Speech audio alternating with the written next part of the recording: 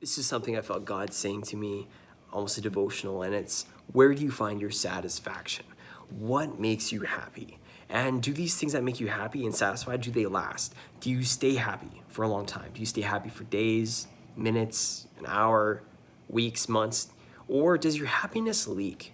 I was doing the dishes tonight, my husbandly duties, do stuff, and I just felt God wanting me to put on some worship music. So I did. I put on Hillsong Worship on Spotify, just in the background. And so I was like, okay, I'm doing the dishes and I feel like I'm growing closer to God. God's softening my heart. And I thought of, in my head, it's like, well, after I'm done dishes, let's do something fun. Let's do something that's going to make me feel good or make me happy. But I personally, I wanted to build an arm wrestling table or go work out or maybe go watch a show or play some video games, and whatever it is for you that you're like, this would be so fun. This would make me feel good. Maybe it's Disney Plus, maybe it's eating or snacking or stress eating, or buying something. Like, oh yeah, that'd be so good. Or chatting with your friend or going for a walk. Just think about what makes you happy. What are the things you think about, you daydream of? It's like, I wish I could be doing that. Or when I have a spare time, I'm gonna go do that, because that just makes me feel really satisfied. And I just felt God asking me, what satisfies you? And those things just give me a temporary satisfaction. They only make me happy for a little bit. Maybe you're like me, and you're like, oh, now I gotta go find something else that's new or fun and makes me feel happy. And I just felt God challenging me on that. And it made me flip to Matthew chapter 6, verse 19 and 21. Matthew chapter 6, if you go there, 6, verse 19 and 21. It says this: do not store up for yourselves treasures on earth, where moth and rust destroy and where thieves break in and steal. So it's like, don't store up things on earth, like whether it's I don't know, you have a collection of stuff, or you have really nice clothes. Like, just visualize that thing you treasure most, and visualize that moths or maggots, they're just eating at it, and rust is destroying it, or someone steals it from you. That just ticked me off. But someone steals what you cherish most. And maybe it's something that's not material, and it's relational. Maybe somehow that relationship's stolen from you, or that physical ability, if you're into sports, is stripped away from you through an injury or through time and age. And so that would, for a lot of you, that would crush you and make you so sad, and myself included. But we see Jesus saying, don't store up, don't put all your effort into that, into these temporary things, but store up for yourself treasures in heaven, where moth and rust do not destroy and where thieves do not break in and steal. For where your treasure is, that's where your heart is also. So we see Jesus, the Son of God, saying, well, store up for things that are going to last.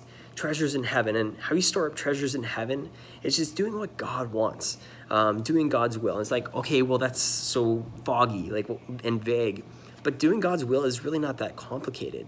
It's just talk to God. God, what do you want me to do today or right now? So pray, and then we listen and we obey. So pray and obey, and if you do that, you've done God's will for today, or in that moment. He's like, hey, you just did what God wanted, and you're making a deposit into your treasures in heaven. And so I would challenge anyone who's listening to this to try to find some way that you can be storing up treasures in heaven, whether that's rich time with God. For me, when I prayed and I was like, God, what do you want me to do? God said, put on some worship music. So I did that. And then I said, now what? He's like, okay, what I want you to do is I want you to write this down, but don't sit down, you'll get distracted. So stand up and write this down. And then after that, God said, hey, I want you to send this video to a youth on Snapchat. That youth knows who he is. And I was also just challenged, like, often when we want to be satisfied, we just do what we want to do. It's like my way, my thing. And it's like, if you visualize flying a plane, oftentimes we're the person flying the plane. We're in charge. And God's in the passenger seat. He's right next to us. He's your co-pilot. So if God is your co-pilot, you better change seats. And the reason why I say that is, if you keep just doing it your way, you keep driving, you're gonna crash. You might run into cloud cover or fog.